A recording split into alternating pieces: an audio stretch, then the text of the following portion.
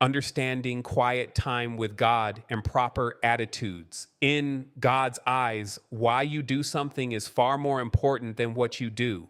First Samuel shows us it is quite possible to do the right thing, but with the wrong attitude. When you come to meet with God in a quiet time, you should have these proper attitudes. One, expectancy. Come before God with anticipation and eagerness.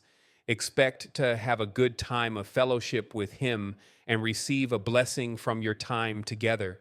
O God, you are my God. Earnestly I seek you. Psalm 63, 1. 2. Reverence. Don't rush into God's presence, but prepare your heart by being still before Him and letting the quietness clear away the thoughts of the world. The Lord is in His holy temple. Let all the earth be silent before Him. Habakkuk 2:20. 3. Alertness. Get wide awake first.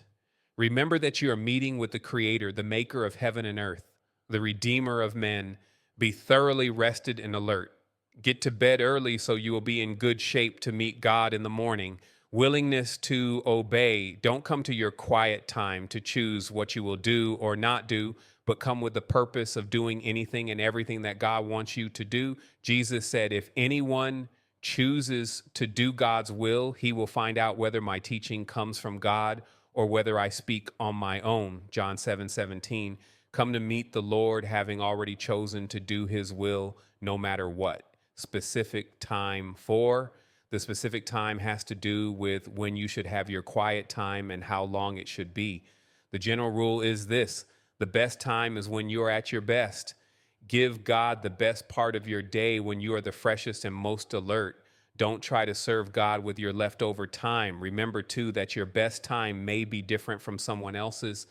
For most of us, however, early in the morning seems to be the best time. It was Jesus' own practice to rise early to pray and meet with the Father. In the Bible, many godly men and women rose early to meet with God. Some of these were Abraham, Moses, Job, Hannah, Jacob, and David. 5, whatever time you set, be consistent in it. Schedule it on your calendar. Make an appointment with God as you would with anyone else. Make a date with Jesus, then look forward to it and don't stand Him up. A stood up date is not a pleasant experience for us, and Jesus does not like to be stood up either. So make a date with Him and keep it at all costs. If you've never had a consistent quiet time before, you may want to start with 7 minutes and let it grow naturally. You should aim to eventually spend at least 15 minutes a day with the Lord. A special place. 6. The location where you have your quiet time is also important. The Bible indicates that Abraham had a regular place where he met with God. Today's verse tells us that Jesus had a custom of praying in the Garden of Gethsemane on the Mount of Olives. Your place ought to be a secluded place. This is a place where you can be alone, where it's quiet, and where you will not be disturbed or interrupted. In today's noisy world, this may take some ingenuity, but it is necessary.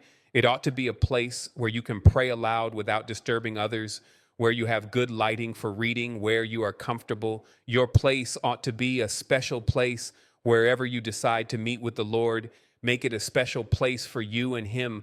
As the days go by, that place will come to mean a lot to you because of the wonderful times you have there with Jesus Christ.